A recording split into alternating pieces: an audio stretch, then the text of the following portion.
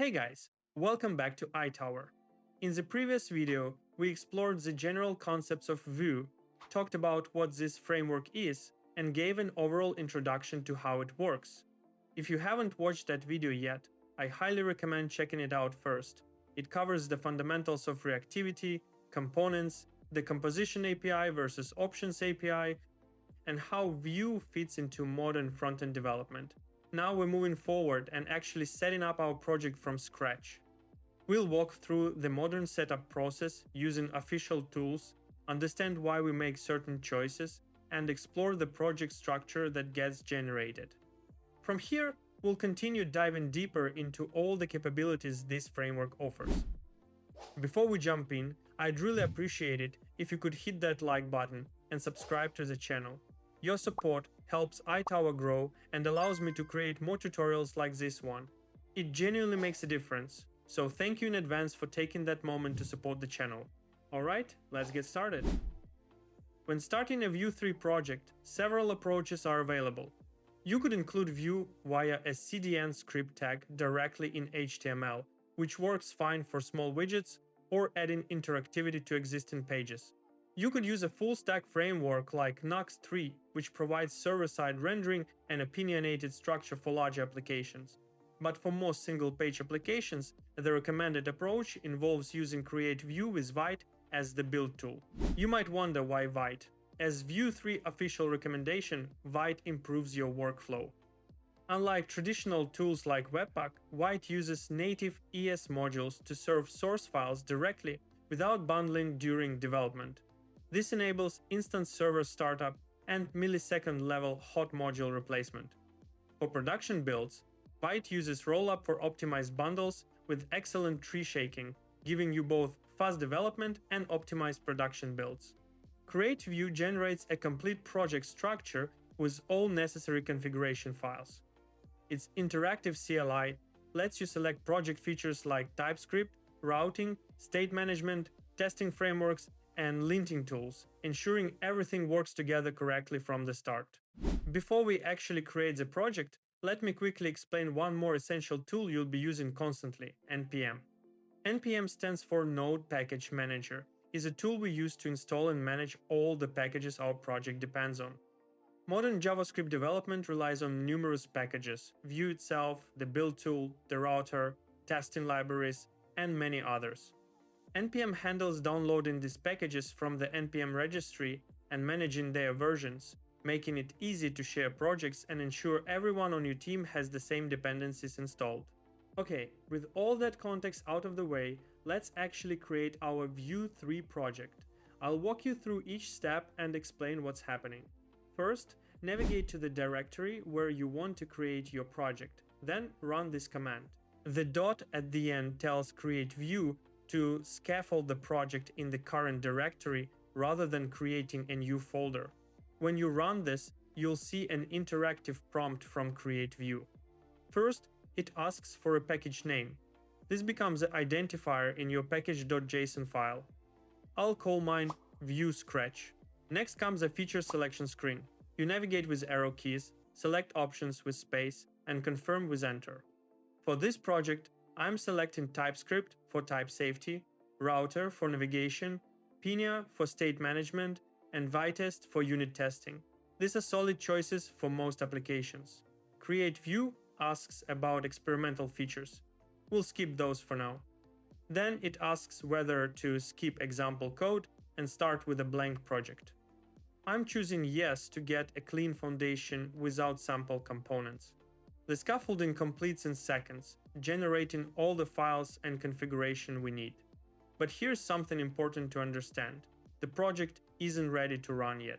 Create Vue shows instructions for the next steps. And the first critical command is npm install.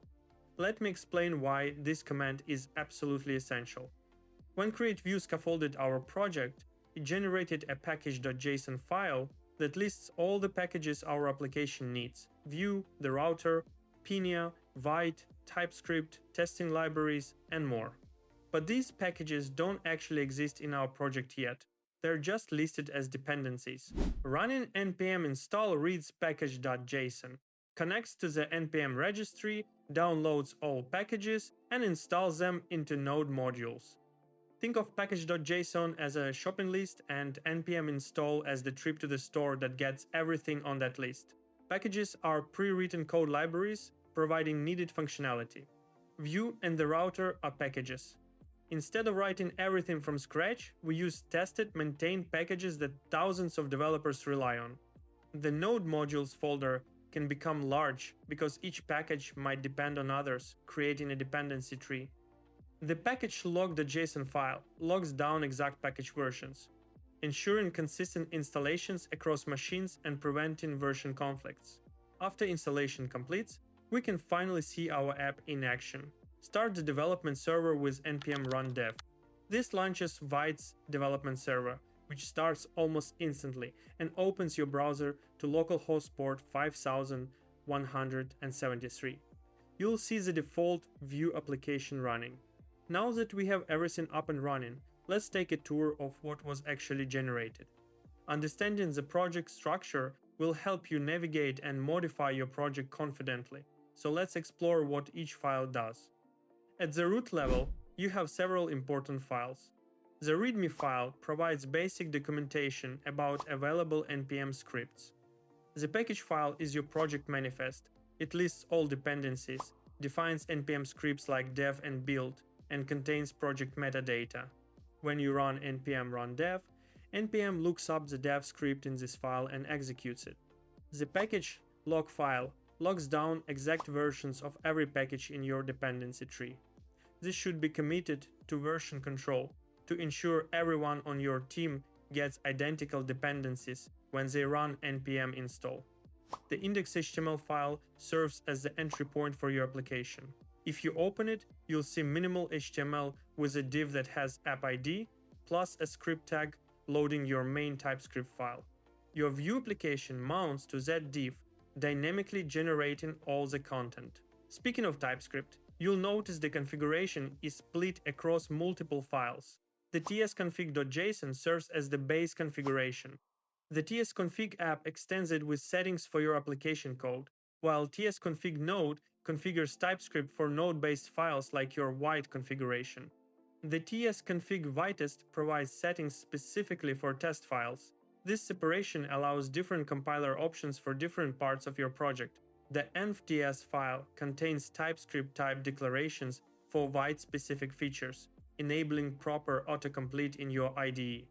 Let me show you something particularly interesting: the Vite config file, which configures Vite's behavior. Here's what's inside. The plugins array contains the official Vue plugin for processing single-file components, along with the Vue DevTools plugin to enhance debugging capabilities. The resolve section establishes a path alias. This enables you to write clean import statements instead of using complex relative paths with multiple dots and slashes. Similarly, we have the Vitest config file for your testing environment. This merges with your vite.config to ensure tests use the same transformation pipeline as your application. The JSDOM environment simulates a browser for testing components. Alright, now let's dive into the most important part: the src directory, where your actual application code lives. The main.ts file is your application's entry point. This file demonstrates Vue 3 initialization pattern. We import create app from Vue, which creates an application instance. We import our root app component, the router configuration, and Pinia for state management. The create app function receives the root component but doesn't render anything yet, it just prepares the application. The use method registers plugins like Pinia and the router, extending the application with their functionality. Finally, mount attaches the application to the DOM element with app ID from your index.html file. The App.vue file is your root component. In a blank project, this contains minimal structure, typically just a router view component that displays content for the current route. Moving on to routing, the router directory contains index.ts, which defines your routes. This creates a router using HTML5 history mode for clean URLs without hash symbols. The routes array starts empty, ready for you to add route definitions as you build features.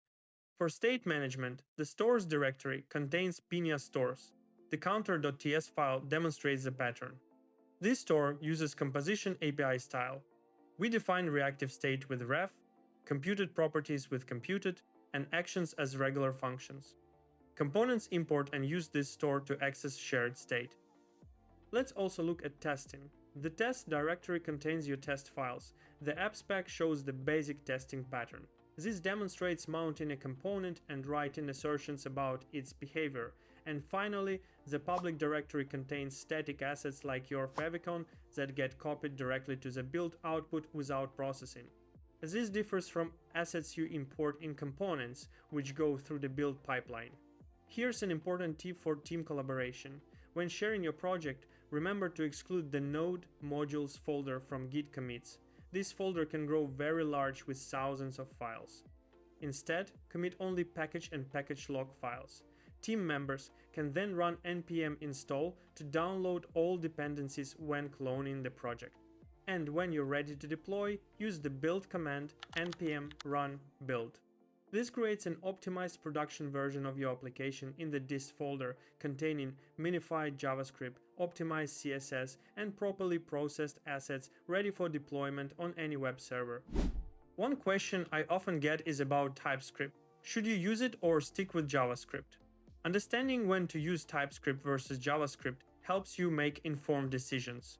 TypeScript adds a learning curve but catches many bugs during development through type checking. For beginners, starting with TypeScript from the beginning is actually easier than trying to add it to an existing JavaScript project later. This setup works for any Vue 3 application. E-commerce sites use it for product catalogs, carts, and checkouts, Router for navigation, Pinia for state management, TypeScript for bug prevention. Dashboard apps benefit from modular components communicating through stores with fast white-hot reloading. Content management systems use TypeScript for data consistency and testing for validation. For mobile apps, the development server offers instant feedback across different viewport sizes. So to wrap everything up, setting up a Vue 3 project properly gives you a solid foundation for development. We use Create Vue to scaffold a project with TypeScript, routing, state management, and testing configured correctly from the start. Understanding that npm install is essential to actually download the packages listed in package.json clarifies how the package management system works. The project structure with separate directories for source code, tests, and configuration keeps everything organized. Vite provides instant development server, startup, and fast hot module replacement, making the development experience smooth and efficient. With this foundation in place, you're ready to start building features and components with confidence. Thanks so much for watching this setup tutorial. If you found this helpful, please hit that like button and subscribe to iTower for more Vue content. Drop a comment below if you have questions about project setup or suggestions for future videos. Thanks for watching and see you in the next video.